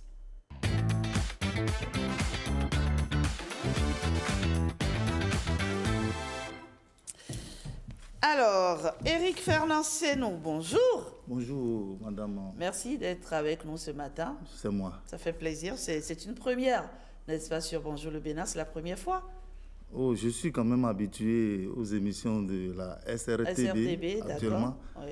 Anciennement ORTB. Oui. Que ce soit à la radio comme à la télé. D'accord. Je suis quand même un habitué. Merci à vous d'être avec nous ce matin. Alors, nous avons deux sujets en débat. Nous allons d'abord parler des préparatifs, n'est-ce pas? Des préparatifs, parce que vous le savez, nous sommes en période de fin d'année. Oui. Les examens, ça pointe, ne vous inquiétez pas, les examens, ça pointe à l'horizon, Patrick Yossou. Oui. Et donc, nous allons tenter ce matin de donner quelques petits conseils à nos candidats et aussi, pourquoi pas, aux parents d'élèves. Et ensuite, nous allons nous pencher sur ce nouveau décret présidentiel au Bénin, signé par le chef de l'État, Patrice Talon, qui redéfinit, on va dire, les règles de progression administrative pour les fonctionnaires impliqués dans la vie politique. Alors, Patrick Yossou, oui. Les examens de fin d'année, c'est bientôt, n'est-ce pas? C'est très bientôt, oui. Et il y a certains examens qui ont même déjà commencé. Le lundi dernier, certains sont allés au CAP. Oui. STI. Donc, oui, CAP, STI. Et puis, c'est déjà là. Donc, ce n'est pas qu'il faut dire c'est en juillet ou il n'y a pas de datation.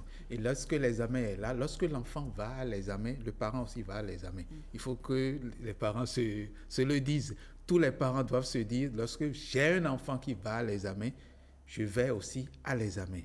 Les professeurs aussi, c'est la même chose. Le professeur, lorsqu'il a des classes d'examen, il va aussi à l'examen parce qu'il doit tout faire pour que le moment venu, lui-même puisse, les jours de composition, être serein dans sa tête. S'il n'est pas serein, les enfants ne seront pas sereins. Si lui-même est déjà agité, il a peur par rapport aux résultats, de manière mentale, il va communiquer de manière spirituelle, il va communiquer aux enfants son stress, son état mental, son état d'âme. Il va le leur communiquer. Donc, il faut que tout le monde soit déjà serein. Être serein ne signifie pas être apathique, laisser tomber, puis regarder les examens venir. Non. Être serein, c'est oublier tout ce qui peut être stressant, tout ce qui peut être stress. Oui, et y aller. Donc, le stress, on le bannit, première chose. La deuxième chose, on reprogramme tout. Toutes les journées qui restent ou les journées qui sont déjà passées, il faut pouvoir trouver un bon milieu pour que chaque jour puisse être le bon jour pour travailler. Chaque jour, le bon jour pour travailler. Il ne s'agit pas de dire, oui, aujourd'hui, on est seulement dimanche, il faut attendre. Non, chaque jour. Donc, il y a un programme à faire pour chaque jour à partir de maintenant. Jusqu'au jour de l'examen. On va y revenir, monsieur Senou. Oui. C'est déjà la fin d'année, vous êtes enseignant, vous? Oui. Vous êtes aux côtés, oui? Je suis enseignant au secondaire. Au secondaire, oui, d'accord. Général, oui. Alors, quelles sont les dispositions que les candidats ou même les parents doivent prendre pour aborder cette période avec beaucoup de sérénité afin qu'on ait des résultats. Oui. Ouais. Le but ultime donc, de tout candidat et de tout parent de candidat, c'est donc que le candidat réussisse à son examen en fin d'année et que le parent s'en réjouisse. C'est le but ultime. Et cela suppose donc des conditions qu'il faut respecter en amont parce que l'examen se prépare, c'est vrai, au cours de l'année scolaire. En cours, si je vais me répéter ainsi, mais se prépare depuis de longues années. C'est pas la veille. C'est pas la veille.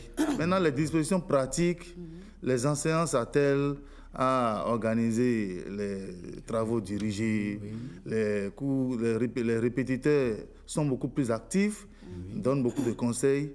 Mais il revient à chaque candidat de se connaître, de tenir compte de sa spécificité au plan psychologique, au plan matériel, au plan financier, au plan spirituel, pour passer cette étape avec beaucoup de sérénité, sans être stressé et avoir le résultat escompté.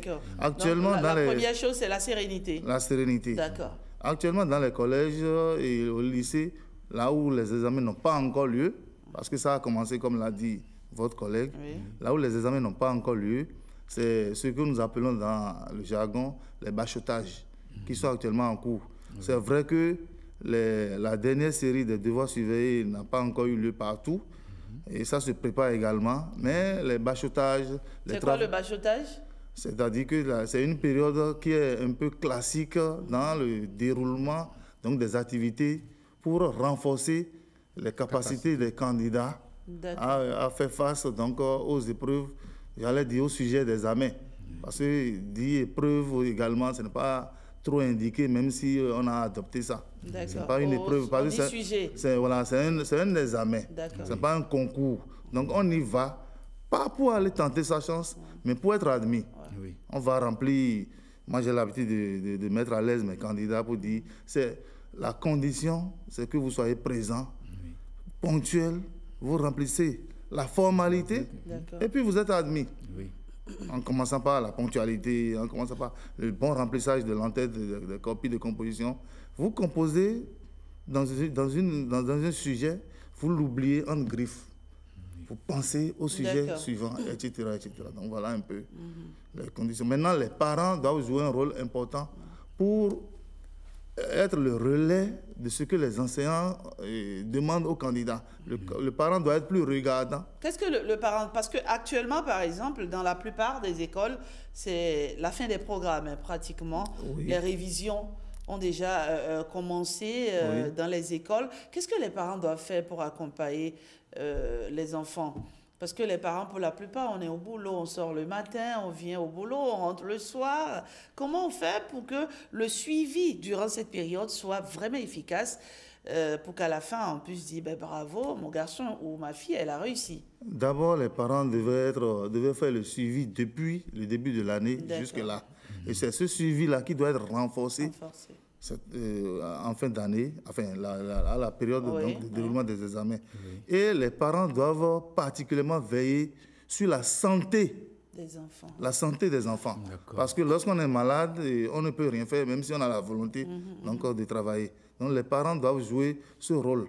Les parents, même s'ils sont occupés pour aller chercher la pitance peut-être au quotidien, doivent quand même trouver du temps pour démontrer un peu plus pour se rapprocher donc de l'enfant. Là, ça permet à l'enfant de se sentir considéré et de savoir que l'examen qu'il veut passer, même si c'est une formalité qu'il va remplir, parce qu'il a déjà appris suffisamment ses leçons, de se sentir considéré particulièrement dans la période pour savoir qu'il y a quand même un événement particulier qui l'attend et qu'il doit affronter, et j'allais dire avec sérénité pour avoir le résultat, comme je viens de le dire. Très bien. Voilà. Merci. En tout cas, on a retenu quoi? Sérénité. On a retenu quoi? Santé. Et on retient qu'il faut que les enfants puissent se faire rattraper en retournant vers les cahiers de TD, de cours de renforcement et autres, et suivre ce que nous appelons dans le jargon la consolidation et la rémédiation. C'est le moment de suivre avec attention. C'est le coup de renforcement, de rémédiation, de consolidation. D'accord. Et l'examen, pour être admis, ça se joue sur des détails. Donc, il faut être attentif à tout ce que les enseignants disent en cette période et essayer donc de respecter les conseils qui leur sont donnés. Et généralement, on a le succès au bout du rouleau. On va donc, qu'est-ce qu'on fait? On va rechercher les cahiers de TD des enfants et avec eux, bon, si on n'a pas de répétiteur, c'est pas tout. C'est recommandé aux enfants eux-mêmes d'avoir déjà un cahier et ça là, on le suit de près. Et donc pour réviser, parce qu'on révise ce qu'on avait visé. Exactement. C'est exactement ça. Donc pour réviser, il suffit de prendre son cahier de TD du début jusqu'à la fin. Et puis le candidat doit savoir le sujet des examens porte sur une partie du programme, une ou plusieurs parties du programme. Sinon, sur tout le programme. Voilà, c'est mieux d'être paré à tout. Oui, c'est justement parce qu'on ne vous dit pas, par exemple, au BPC cette année, c'est telle partie. Voilà, donc il faut s'apprêter pour tout. Pour tout le programme. Il ne faut pas dire l'année passée, ça là, déjà sorti, ça ne va pas sortir. Non. Il faut se préparer à tout. Parce que c'est là, justement, l'examen. Ce n'est pas un devoir surveillé où c'est la première série où forcément ça va porter sur les cours. Voilà, ce n'est pas ça. À l'examen, il faut s'attendre à tout. Voilà. D'accord. Oui, Patrick? Oui, je voudrais rajouter quelque chose. Et lorsque l'on dit que les parents doivent accompagner, ils doivent vraiment accompagner. Il y a certains parents qui ne voient pas toujours que l'enfant a un examen. Donc, il y a certaines contraintes qu'il faut lui adoucir. Bon, ça dépend aussi des enfants. Mais certains parents se disent... Ne me dites pas que parce que l'enfant va à un examen, il ne doit plus faire les tâches ménagères. Non, je ne dis pas ça. Je ne dis pas ça. Mais il y a... peut-être qu'il y a un certain degré de tâches qu'il faut radoucir. Certains parents ne considèrent pas que l'enfant va à l'examen. Donc, ils se disent, ils continuent toujours. S'il se couchait après 1h du matin et se lève à 4h, il va toujours continuer à le faire. Et si vous maintenez ce rythme, un rythme infernal à l'enfant, ne vous attendez pas à un résultat qui puisse être meilleur. Il faut, par rapport au débit de sommeil, au taux de sommeil, ce n'est pas qu'il faut laisser dormir l'enfant, mais il faut que l'enfant puisse dormir un peu. S'il dormait très tard à 1h du matin, il se réveille à 4h, il faut voir s'il peut dormir peut-être avant 0h. Donc, il y a à manager les parents. Il y a quelques réglages qu'il faut faire à ce niveau. Le sommeil, le peu de repos. Il ne s'agit pas de libérer totalement de toutes les tâches ménagères, comme tu l'as dit, non. Mais il faut pouvoir régler, il faut pouvoir arranger. Très bien. Monsieur Senou, vous êtes d'accord? Oui, je suis très d'accord avec ce qu'a dit votre collègue. Monsieur Diossou? Monsieur Diossou, Patrick, oui, nous le connaissons bien sûr. D'accord. Et je suis d'accord avec lui. Je voudrais simplement ajouter que les enfants doivent se sentir rassurés. C'est très important. Parce qu'il ne faut pas vouloir aller affronter l'examen et penser que je ne suis pas capable. Et ça, c'est une formalité. Et ça, c'est aux parents de le faire. C'est aux parents et aux enseignants. Et l'enfant même doit, à un moment donné, atteindre ce niveau psychique, psychologique qui lui permette donc, de surmonter facilement donc, le sujet auquel il va être soumis. Il est habitué à ça, hein, parce que ça se prépare. Il y a eu les interrogations, ce que nous appelons évaluation ponctuelle d'étape. Il y a les devoirs surveillés avec les corrections qui se font. Donc, c'est toute une préparation. Donc, ce n'est que vers la fin de l'année, on rappelle tout ça. Et l'enfant est rassuré, considéré, se sent considéré. Effectivement, votre collègue, M. Diossou, a abordé un aspect important. Il faut quand même adoucir un peu les tâches qu'il faut accomplir. Bon, tout ça, là, il faut compter sur les réalités aussi. Hein. Exactement. Oui, mais il y a un volet qu'on oublie aussi, le volet spirituel. Est-ce qu'il ne compte pas aussi dans la préparation? Ce volet est si important. Moi, j'insiste, je le dis à tout candidat, et je voudrais vraiment que les gens prennent ça en compte. Ce que j'ai dit à mes candidats, je vais le répéter ici. Moi, je dis à mes candidats, lorsque vous allez à l'examen, même si c'est une formalité, c'est simple, tout ça là, ne pensez pas qu'il y a d'amis. Il n'y a pas, par exemple, en tenant compte de notre contexte socio-culturel et du volet spirituel, comme vous l'avez dit, à serrer les mains pour dire c'est un ami, on se serre les mains. Il n'y a pas ça.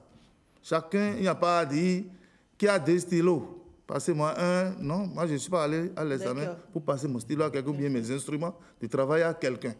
Je m'occupe des sujets auxquels je suis soumis. Je travaille normalement en commençant par le brouillon, pas travailler sur mon brouillon, mais en organisant bien mon temps pour quand même faire pour traiter tout le sujet. Donc, il y a beaucoup prié avant, pendant et surtout après. Jusqu'au résultat. Parce qu'il y a des choses extraordinaires, des choses irrationnelles qui se passent en voulant relever et ça échappe à tout le monde.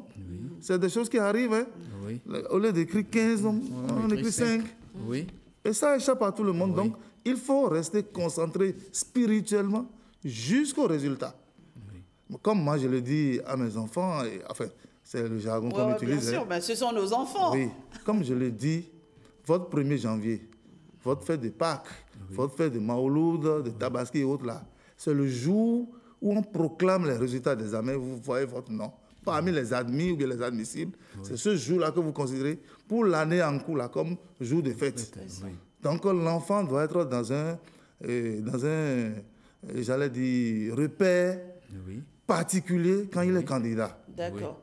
Et ça se passe dans la tête, ça. Je suis d'accord. Voilà. Très bien. C'est un peu ça. Le côté spirituel n'est donc pas à négliger. Pour finir, un mot là-dessus, Patrick Diosso. Oui, le côté spirituel n'est pas à négliger. Et il ne s'agit pas de dire je suis de telle congrégation ou de telle autre. Ce n'est pas une question de congrégation. C'est une question d'ambiance. Notre ambiance actuelle, de toute façon, toutes les ambiances étaient toujours comme ça. C'est une ambiance de charnel et de spirituel. Et les deux vont ensemble. Si vous négligez le spirituel, vous allez vous retrouver en situation où le spirituel va vous négliger aussi. Parce qu'il y a une entité, Dieu suprême, qu'il soit Allah, Jéhovah, Yahvé ou tous les autres, non. Il y a un être suprême à qui il faut toujours se référer et il faut lui confier votre avenir, votre présent, votre passé, votre présent, votre avenir. Il faut toujours se référer à lui. Ce n'est pas une question de religion, ce n'est pas une question de congrégation religieuse. C'est une question d'égrégore et tout le monde doit être dans un bel égrégore pour évoluer. Merci Patrick Diosso. Alors, on évolue dans le débat de ce matin et on en vient à ce nouveau décret présidentiel signé par le chef de l'État, Patrice Talon, qui redéfinit, je l'ai dit, les règles de progression administrative pour les fonctionnaires impliqués dans la vie politique au Bénin. C'est me semble-t-il, un signal fort du gouvernement pour valoriser d'une certaine manière l'engagement politique des agents l'engagement politique des agents publics. Monsieur Senou, qu'est-ce que vous pensez de cette décision? Oui, je vous remercie pour le sujet abordé. En fait, le décret dont vous parlez, c'est le décret 2025-165 du 9 avril 2025 fixant la liste des fonctions politiques ouvrant droit à des avancements automatiques d'échelon et de grade. Ce décret est pris, l'article 133 qui dit expressément ceci, que le fonctionnaire détaché pour exercer une fonction politique bénéficie d'avancement et de promotion automatique pendant l'exercice de la dite fonction. Alors, ce décret est pris pour aller en application donc de la loi 2015-18 du 1er septembre 2017 portant statut général de la fonction publique. Donc, ce n'est pas un décret qui est pris ex nihilo. D'accord. C'est pour rester conforme à l'un des aspects ou bien de la loi que je viens de citer. Oui, 2015. C'est en application de cette loi. Oui. Voilà.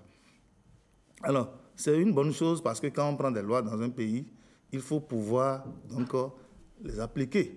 La loi est prise pour être appliquée à travers des décrets et autres.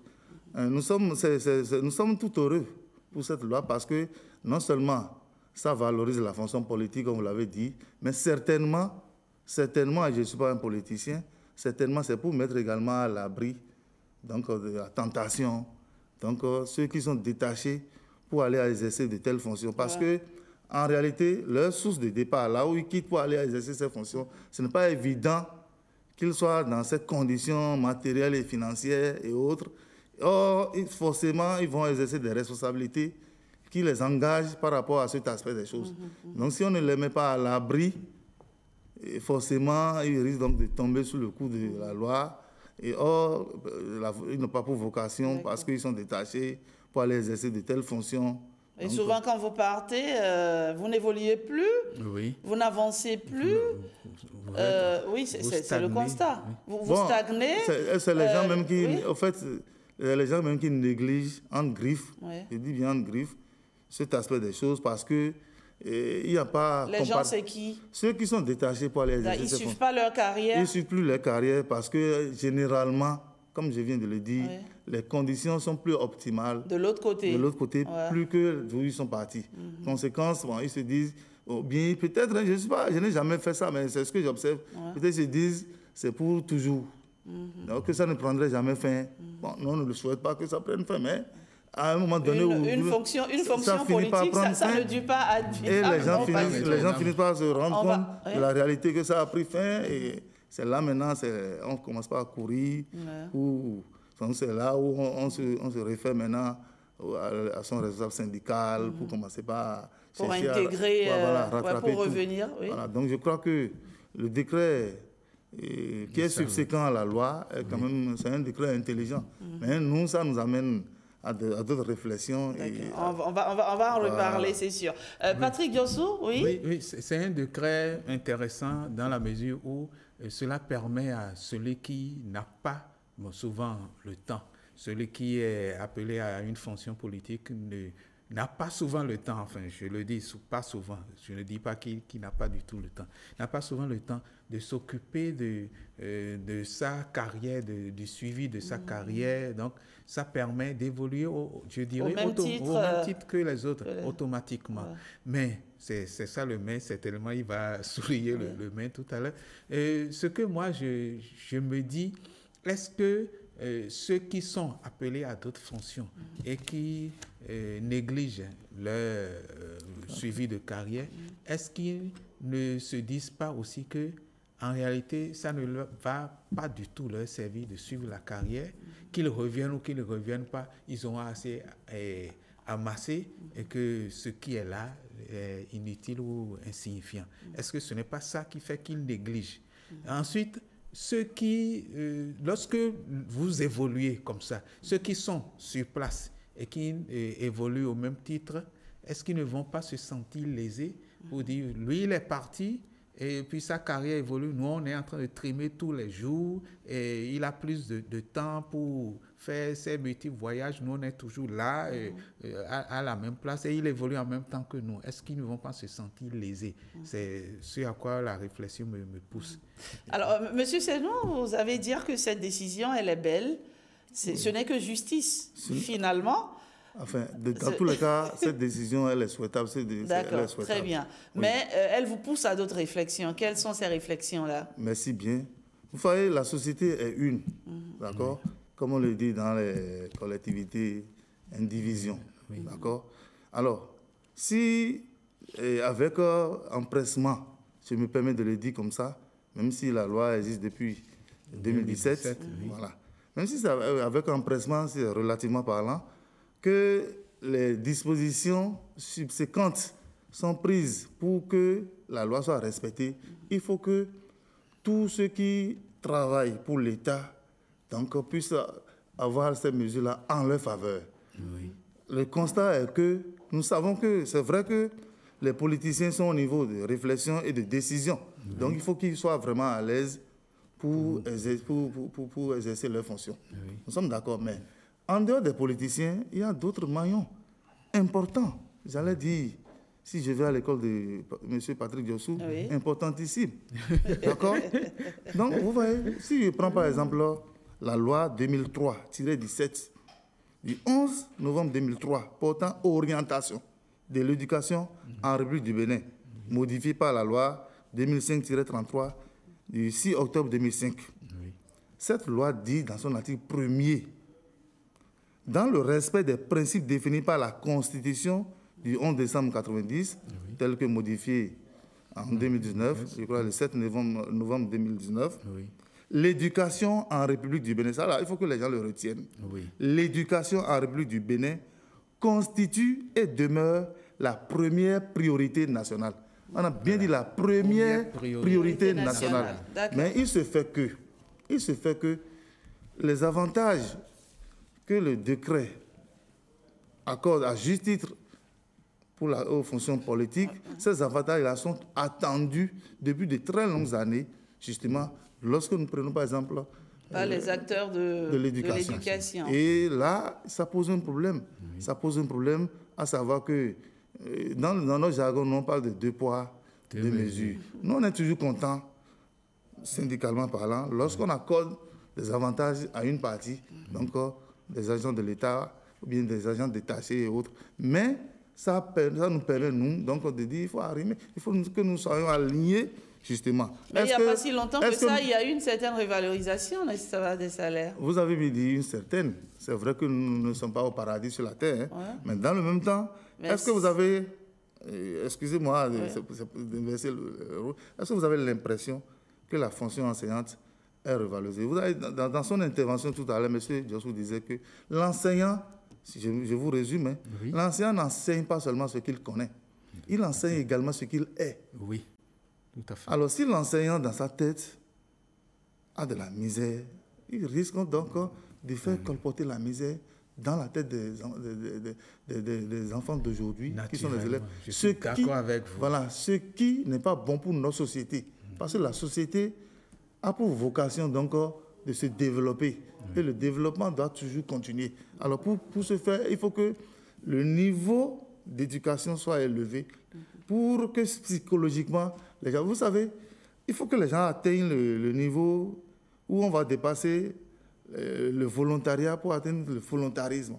C'est-à-dire de façon systématique, chacun décide d'agir pour le bien donc, de la nation, à son niveau. Mais donc, là, vous prêchez pour votre église. Non, ce n'est pas exactement ça. Parce que, je peux illustrer. Nous sommes encore ici où nous attendons, par exemple, depuis un certain nombre d'années, pour des raisons de dysfonctionnement et autres, la plupart des enseignants qui sont qui ont déjà exercé pendant un certain nombre d'années attendent ce qu'on appelle l'échelon 12. Oui. Mais il faudrait que les tests soient pris pour que cela advienne. Mais jusque-là, on attend. Mais on pourrait prendre un décret également, ou du moins on peut faciliter les choses pour que les tests soient pris dans ce sens.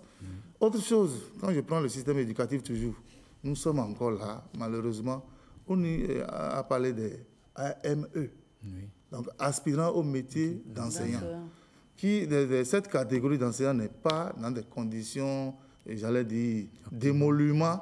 Je veux parler de salaire qui est souhaitable. Mais un grand pas a été posé il n'y a pas si longtemps que ça. Oui, nous sommes d'accord. Et donc, j'estime que ça va sans doute être progressif. Oui, nous attendons que la parole de la plus haute autorité de notre pays soit vraiment respectée, soit mise en œuvre en ce qui concerne leur reversement, donc dans le corps des agents contractuels de droit public de l'État. Cela participerait déjà donc, de l'amélioration de leurs conditions de vie et de travail.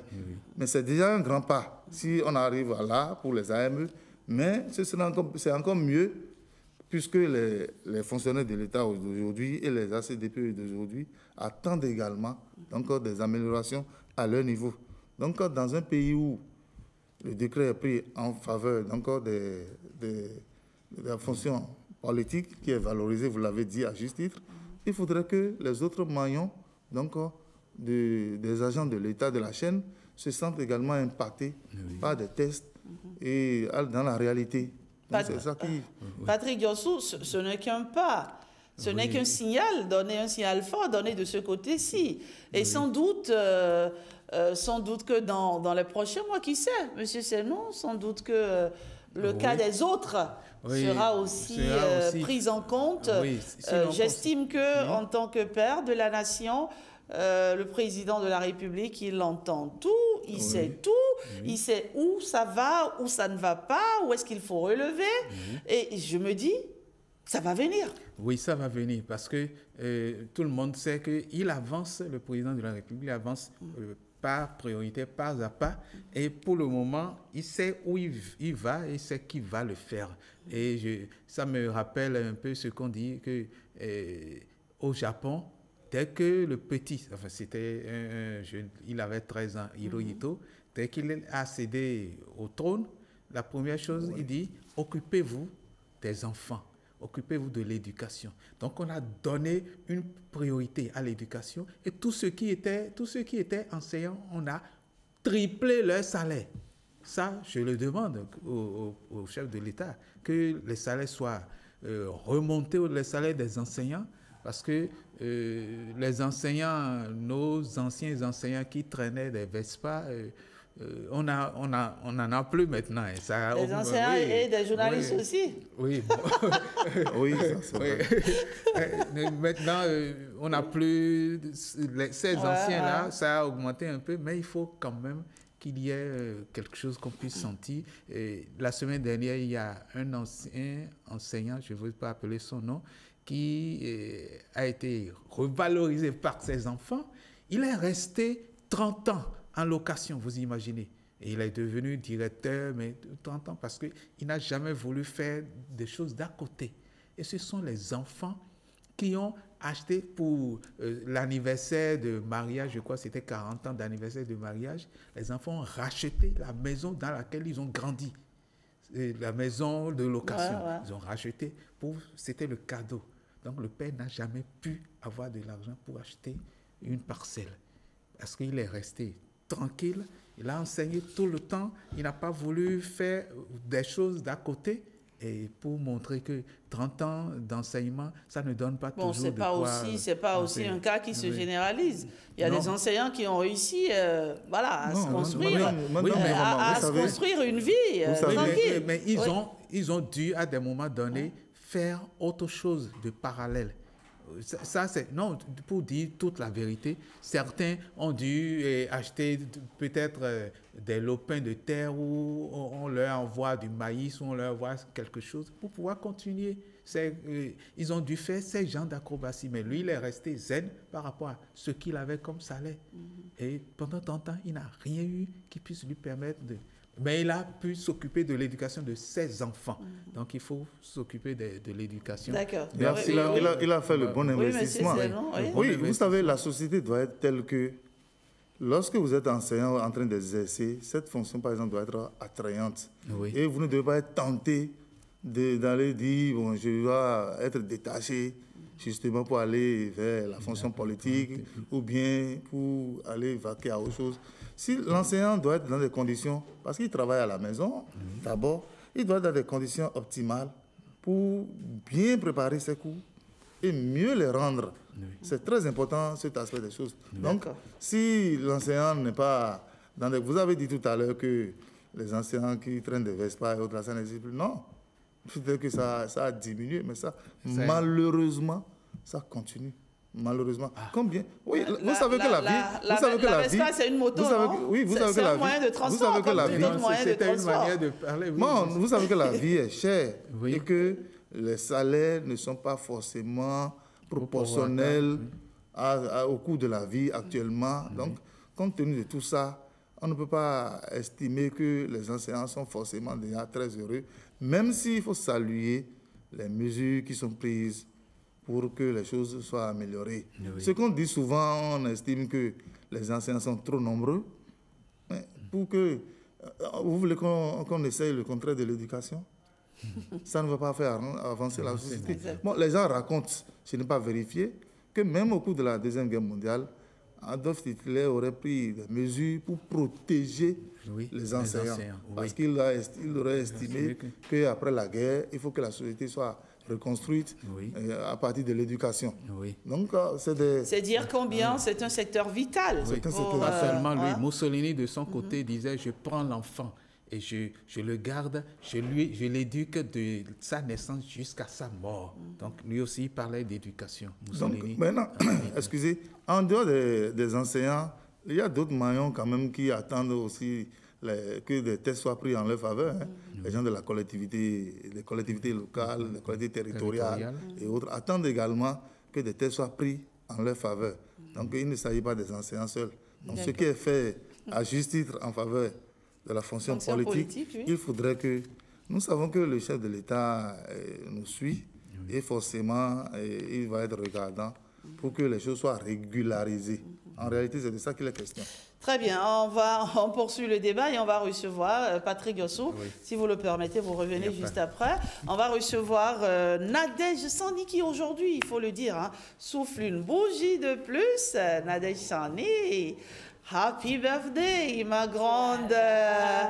Joyeux anniversaire. Merci beaucoup. Ça va, Nadège? Je me porte bien. J'espère que vous portez bien. Oui, ça va bien. Merci beaucoup à vous. Alors, donc, une question ce jour. Que pensez-vous de ce décret qui favorise désormais l'avancement automatique d'échelons et de grades des fonctionnaires de l'État? C'est la question qu'on a posée à nos internautes ce matin. Nadège Sani? Oui, bien sûr. Quelle a été leur réaction? Bonjour à tous. Les internautes semblent tous d'accord. Cette décision du gouvernement est largement saluée. Fawel Ahoyi estime que c'est une bonne mesure, même si de nombreux fonctionnaires n'ont pas pu en profiter. Maké Walek Bahosso reconnaît à la fois les avantages et les inconvénients de ce décret. Il pourrait, selon lui, motiver les fonctionnaires en garantissant une progression de carrière plus prévisible. La décision pourrait également poser des défis en matière de méritocratie et de gestion des ressources humaines. Succès Brillant Domago partage cette opinion et voit dans ce décret un acte de justice. Avec ce décret, le politicien a les mêmes avancements en grade et en mérite que les autres corps de métier. Jean-Baptiste Lokossou salue également cette réforme qui introduit l'avancement automatique d'échelons et de grades pour les fonctionnaires de l'État. Il vient corriger les lenteurs administratives qui, pendant longtemps, ont démotivé de nombreux agents pourtant méritants. C'est un pas important vers plus d'équité et de transparence dans la gestion des ressources humaines de l'État. Mais attention, il faudra que les évaluations professionnelles restent rigoureuses pour que seuls les agents réellement engagés et performants bénéficient de ces avancements. Et on va finir par Stanislas Sidagbo qui considère cette décision comme une reconnaissance de l'engagement des fonctionnaires. Pour lui, elle valorise leur expertise, renforce leur motivation et pourrait contribuer à retenir les talents dans l'administration en limitant les départs vers le secteur privé. Merci. Voilà, oui, voilà. Merci Nadège Sani. Les avis rejoignent un peu ce que nous disons sur ce plateau. Tout à l'heure. Merci à vous. Merci. On va se retrouver demain, n'est-ce pas? Toujours avec le même plaisir. Savourez votre jour. Hein? C'est votre jour. Hein? J'aurais bien aimé vous chanter le Happy Birthday ce matin, ma grande Nadège. On se voit tout de suite après. On se voit tout de suite, n'est-ce pas? Oui. Allez, merci. Merci et bonne journée à vous. Merci beaucoup. Alors, monsieur Senou, vous avez écouté les réactions de nos différents internautes. Ils rejoignent un peu ce qu'on a dit sur ce plateau, n'est-ce pas? Oui, nos internautes nous ont rejoints dans tout ce que nous disions. Mais je voudrais quand même faire une observation par rapport à une réaction. Oui. On a dit motiver les fonctionnaires. Moi, je me pose la question, dans quel sens on veut motiver les fonctionnaires? Est-ce que c'est les motiver à quitter là où ils sont si utiles? Parce que ce n'est pas seulement au niveau de la fonction politique qu'il faut être utile ou bien parce qu'il y a des avantages qui sont là-bas et que ces avantages sont de plus en plus renforcés. Non, ce n'est pas seulement... Quand les gens sont tentés de quitter là où ils sont, je prends le cas au niveau de l'enseignement. Quand on nomme un mathématicien, ça crée beaucoup de dysfonctionnements, de désagréments. Ou bien ceux qui ont fait... On estime qu'il est peut-être plus utile ailleurs. Oui, mais... Il est utile à la nation, parce que quand on les nomme aussi, ce n'est pas pour aller dormir dans les bureaux. C'est pour travailler pour l'avancement du pays. Ça, là, c'est sûr. Ça pose d'ailleurs un autre problème, à savoir qu'il faut former suffisamment de cadres. D'où, effectivement, l'éducation, c'est vraiment la première priorité. Mais il faudrait que là où chacun est, il soit suffisamment à l'aise pour que, même s'il va être sollicité pour aller ailleurs, que ce soit une exception, et même pas la règle, parce que là où nous sommes, ce n'est pas bon, et qu'on doit aller là-bas pour être mieux. Vous voyez l'exemple de l'enseignant qui a fait 30 ans et qui, heureusement, a fait le bon investissement. D'accord. Mais c'est parce que lui, il a eu la chance d'avoir bonne santé et longue vie. Oui. Et ceux qui sont morts, ils ont vécu pourquoi? Alors que notre vocation sur la terre, c'est d'être quand même épanoui. Alors, ce que vous faites ce matin, c'est un plaidoyer, pour que cela se généralise, n'est-ce pas? Voilà qu'on prenne... qu'on ait à cœur aussi les autres secteurs d'activité, pas seulement l'enseignement, parce que vous êtes focus sur... Non, je l'ai dit. Nous aussi, les journalistes, on a besoin d'avoir aussi une vie meilleure. Exactement. C'est aussi valable pour tous les autres secteurs d'activité. Je suis heureux que vous m'ayez rejoint dans le développement de mes arguments, que tout le monde se sente à l'aise et ça renforce ce qu'on appelle le cœur au travail. Et ça passe comme sur des charrettes. Ça passe normalement. Mais c'est quand les gens sont frustrés et psychologiquement et malheureusement ou bien instinctivement se mettent à comparer. On se dit, mais moi je suis né, pourquoi? Quelle âme m'a incarné pour que je sois soumis à ce sort pendant que. Donc c'est un peu ça. De toutes les façons, on l'a dit, Patrick Diossou, M. Senou, on l'a dit, c'est une mesure qui entend d'une certaine manière aussi créer un pont entre la fonction publique et la sphère politique. Et c'est une décision que nous avons saluée ce matin. Et c'est déjà fini pour ce débat. Patrick Diossou, votre mot de la fin, oui. C'est une décision à applaudir, mais comme M. Senou l'a dit, il faut pouvoir l'étendre, il faut que tout le monde se sente à l'aise, il faut que la manne, si c'est une manne, soit partagée à tout le monde. Quand la manne tombait au temps d'Égypte, c'est tout le monde qui ramassait. Absolument, absolument. D'accord, oui. Monsieur Senou, votre mot de la fin? Non, par rapport à l'émission, je ne veux pas dire autre chose que ce que M. Patrick Diossou a si bien dit. Je voudrais que la haute autorité soit vraiment regardante dans les décisions qui seront prises en faveur de tous les maillons de la société, tous ceux qui participent au développement du pays. J'ai un cri de cœur particulier en ce qui concerne la situation des AME. Je voudrais, parce que la haute autorité l'a dit, et sa parole fait foi, qui seront reversées. Je voudrais que les instructions, je demande que Vous souhaitez? Oui, on souhaite que les instructions soient suffisamment données pour que cette parole devienne une réalité. Parce que ça va participer dans de l'amélioration de l'offre éducative. Et c'est la société béninoise qui sera positivement impactée pour maintenant, pour le moyen terme et surtout pour le long terme. Merci, Monsieur Éric Senou. Merci de nous avoir rejoints ce matin. Je vous en prie. Il n'était pas prévu pour ce débat, mais franchement, à la toute dernière minute, il s'est rendu disponible. Vraiment, merci. Merci d'être passé ce matin. On espère vous retrouver sur d'autres plateaux de l'émission. Bonjour le Bénin. Votre appel, c'est sûr, est entendu. On a coutume de le dire, sur ce régime, ce qui est dit est souvent fait. Et voilà, ça va venir. Merci Patrick Diossou. À demain, toujours sur Bonjour le Bénin. Et on boucle la boucle avec William. Bienvenue à Gare. Voici pour vous la revue de presse.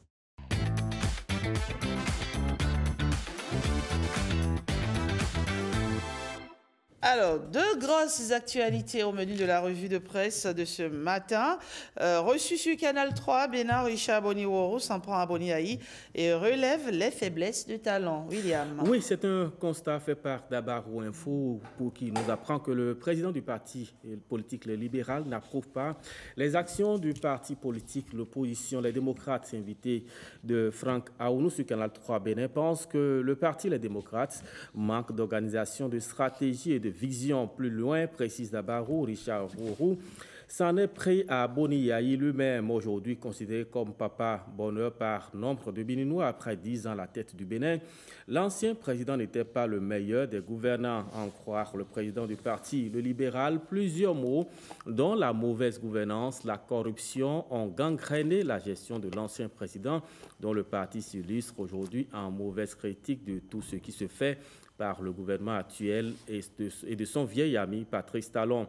Pendant les 10 ans, on n'a fait que manipuler la population, une politique de victimisation adoptée par le parti politique de l'ancien président pour attirer l'attention des populations. Tout ce que dénonce le président du parti, le libéral, dans les colonnes du quotidien Les 4 vérités, Richard Orou, qui, selon Fraternité, assume une nouvelle voie politique et promet être avec sa formation politique à toutes les élections, relève pour sa part Matin Libre. Et on poursuit et on parle de la commercialisation du gaz domestique au Bénin. Le gouvernement instaure une uniformisation des bouteilles. Oui, en effet, une bonne nouvelle pour les ménages selon le quotidien Fraternité qui nous apprend que cette décision du gouvernement vise à accroître la disponibilité du gaz, du pétrole liquéfié et gaz domestique et de promouvoir son utilisation en remplacement du bois de chauffe. Et au quotidien Les 4 vérités de préciser que la réforme consiste en effet à mettre en place un système d'approvisionnement par la Société de Dépôts pétroliers du Bénin qui sera propriétaire des bouteilles uniformisées. Une société, poursuit le rédacteur de l'article, qui a pour mission d'assurer le stockage, l'entreposage des hydrocarbures et du gaz domestique au Bénin. Ainsi peut-on lire dans les colonnes Gassiani Info qu'avec cette réforme, les bouteilles de gaz, qu'importe le volume de leur contenance, auront une même et unique couleur. Cette réforme permettra aussi l'introduction des bouteilles de 1,5 kg sur le marché des hydrocarbures vers un marché accessible à tous, se réjouit mon confrère. Mais Matin Libre s'interroge, allons-nous ainsi vers la baisse du gaz domestique de 2 500 francs pour 4 500 francs, voire 5 500 francs selon les bouteilles? Le prix du gaz domestique a connu une hausse vertigineuse sous nos cieux. Il faut désormais sortir le double de ce qui était payé. Se désole mon confrère. Chaque société distributrice y allait selon son désir et ça dure depuis des années de la Covid-19. Pointé au départ pour la conjoncture économique mondiale, s'approvisionner en gaz domestique est devenu un fardeau pour les consommateurs. Et en décidant de prendre le contrôle de la gestion de cette filière, le gouvernement est attendu sur ce point précis. Bonne nouvelle en tout cas, William Aguia, vivement cette baisse des prix des produits du gaz domestique. On attend ça, franchement, oui, mais parce que c'est incroyable ce que nous vivons. La grande bouteille de gaz, actuellement, elle est pratiquement à 11 000 francs CFA. C'est incroyable ce que nous vivons. Donc, du coup, ça viendra soulager un peu les peines des ménages. Oui. Merci, William Aguia. On se retrouve demain, toujours sur Bonjour le Bénin, qui referme ses portes. Tout le monde descend. À demain.